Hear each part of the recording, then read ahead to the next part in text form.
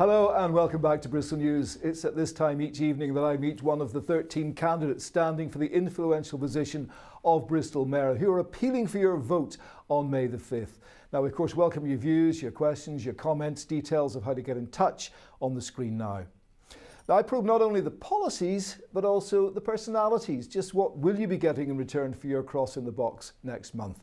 Well, in the case of tonight's guest, someone who doesn't actually want the job, apparently. So why is she standing? Let's ask her as we welcome independent Christine Townsend. Christine, welcome to the programme. Hello.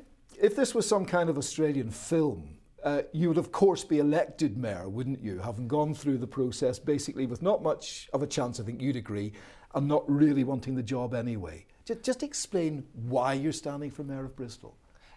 It's because it gives me a platform to raise an issue that I have felt for many years has been kind of passed over by our elected representatives, and that's of what's going on in our schools. Which is specifically the admissions policy. It is specifically the admissions policy, and this idea that there's nothing that we can do about this locally, which is actually not the case. And the local authority has a legal duty. Right, okay, well, we've got legal duties and all of that, but you're talking about deliberate injustice in the way that some city schools operate. You talk about unlawful admission practices that are going on. Yes. I mean, these are strong words and quite an accusation against people who presumably are doing their best for the education here. Well, I'm sure they would think that they are. And I'm sure that if you asked them, they would think that they were inclusive. But what I'm looking at are the number of children that are entitled to free school meals, and that those numbers clearly demonstrate that there are certain schools, particularly at secondary level, that are not inclusive. And this is the diversity, is it, between, I mean, I suppose in Bristol there are areas that are shoulder to shoulder, affluent, and then pretty desperate in some places, and they're very close together. But is it judged by those that are eligible for school dinners as to how a school is working fairly its admission policy? Well, what I'm saying is that it needs to be included, and at the moment it's not. What schools will look at are the number of children maybe that for English who's got a second language, or the number of black and minority ethnic children they've got, but we need to start looking at the number of children that are growing up in poverty, because 1 in 4 of our children are. Yeah, and the national average is something like 28%, 28, is it? And here it ranges, from next to nothing up to something like, you're saying 70%, yeah, City Academy is about 70% of the children that go there. So in a nutshell, the problem is that some of the schools, you reckon then, are skewing who they admit, because if they get more affluent kids in, they're going to do better in their league tables. Is that right? Yes, and that's what national research also backs up, as as in the Sutton Trust report, which two reports recently come out. Yeah, but they say it's faith schools. They say that there are big predominance in faith schools, and maybe Catholic primary schools are to blame for this as well. Aren't faith schools, by their very nature, going to take people from their faith before they take anybody else? That's the whole nature of the game, isn't it? Well, then, but do people that are growing up in poverty not have a faith? I mean, that would be the question I'd ask.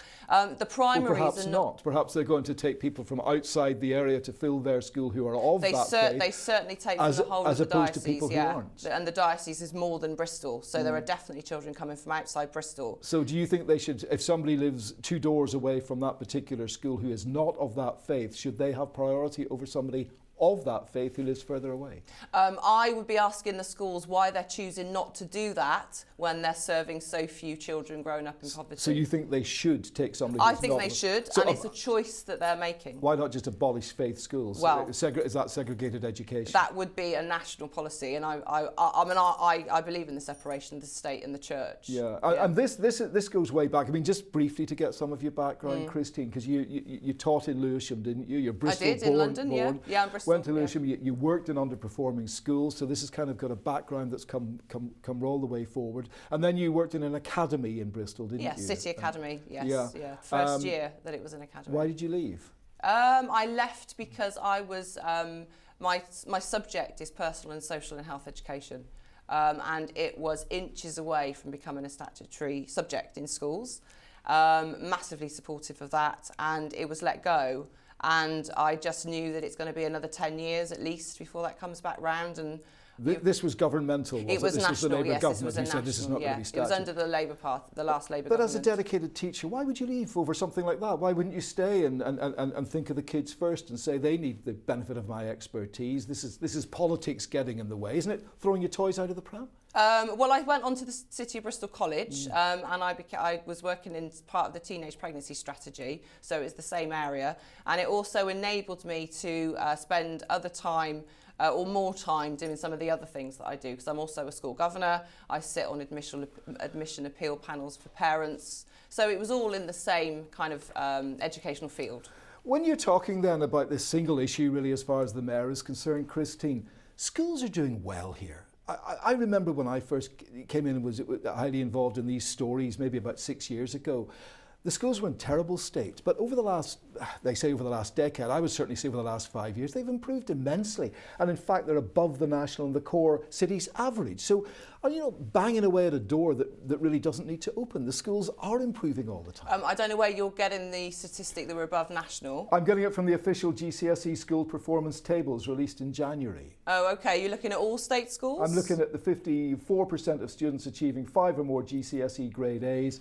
I'm also looking at the 63% compared to 62 last year who got 5s, not including English and maths. So compared to the other core cities, Bristol has done exceedingly well. Okay. So what if you compare it to other local authorities? Bristol. What else would you compare it to? Well, the to other judge local how well it was authorities. doing? Other local authorities. Exactly. In the last 4 years in Bristol, GCSE results have plateaued and they went down last year. Well, according to this, they've gone up. So I'm just taking the official GCSE school performance tables. But you would agree that in the last 5 years, the education in this city, from the getting kids into the schools to the education they get when they get there, through the academies doing well, education's done pretty well, hasn't it? We have improved in the last decade, I would say. But what I would also say is that there has been a stagnation. Permanent exclusions went up 52% last year. I mean, I consider that to be really serious. But when it comes to being mayor, right, yeah, you're thumping away at one issue and one portion of an issue, i.e. the admissions, that I'm sure that if you went and knocked on the doors, it is not the issue that people are talking about. Well, I think you'll find that there are more people speaking about it now than maybe even 3 weeks ago, because the message is getting out. And parents because you stood on this platform. Yes, and parents do. When you speak to parents, they know that there is a school down the road that they have very little chance of getting their child into. They know that there's a school up the road where, you know, that's the one that's in special measures. And you've used that, and you're using that tonight to get that message across. I've been playing with the ethics of this in my mind. That if you look down the camera and say to people, would you say vote for me for mayor, or would you say don't bother voting for me, my job is done here, I've got the exposure for this particular issue?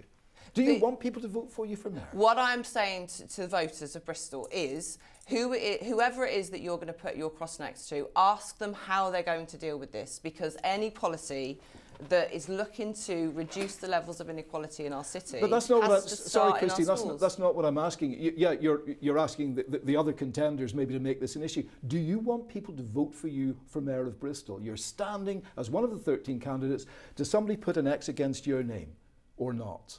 I would say put it next to second preference. But I know that there's a handful of male But the candidates. second preference, if there are two people, and we all know who they are, who are most likely perhaps to get to that particular part of the voting system, you being a second preference is going to be a nonsense, isn't it? But what it does is it indicates that the message got across, and it sends the message that on May the 5th is not the end of it. I'm not going away. You know, on May the 6th, this carries on.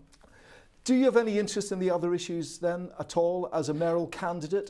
Or is it completely just that you've got your platform, you're shouting loud and clear, it's a very valid thing to be talking about, but what about transport? What about business? What about the other big issues that people actually are sitting and debating over the tea table tonight about and saying, who do I choose? Where do you stand on those? Transport, for example, have you got a public policy on that?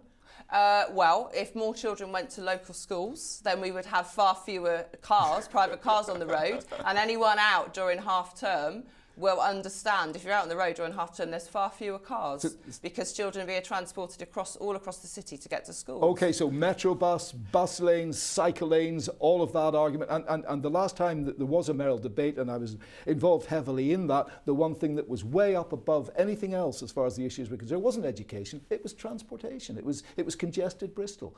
There's street in Bristol's got near enough the worst air in the world. I mean, yes, I mean, I recognise the transport and housing are the two big themes that have come through. But children also need to understand about transport and housing.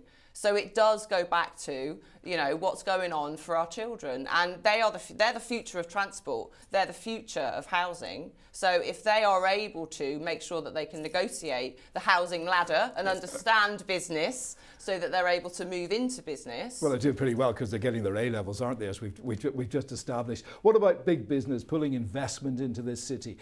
Devolution, getting a chair at that top table. I mean, the thing about what I don't understand about devolution, and this is the big question I have, is that there are three things that are coming down: transport, housing and skills.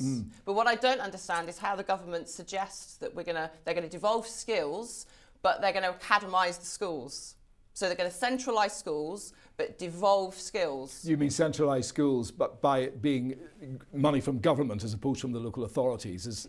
So forcing schools to become academies means they're answerable to Westminster. Which is going to happen by 2022, which is what they're saying they're going to happen. We'll wait and see whether it actually does. Well, 2/3 already in Bristol, I believe it is, already are academies. But what I don't understand is how, if schools are answerable to Westminster, where does the skills that's being devolved, where does that come in? What do you want to do then, finally? What do you want to do as mayor or as proxy mayor by asking somebody else to do it for you in getting this message across in such a vast countrywide problem? What do you want to do about the schools then? I would like to see our schools prioritising children on free school meals up to the city average, so that every school can have their fair share. Thank you very much indeed for coming in. Thank you. There we are. Well, one of a field of 13 candidates. Here they all are standing for Bristol Mayor in the May the 5th election. And don't forget, this is the only TV station we can get an in-depth nightly head-to-head with the mayoral hopefuls. And tomorrow, comedian Tony Garnett. We'll see you then. From all of us here. Bye-bye.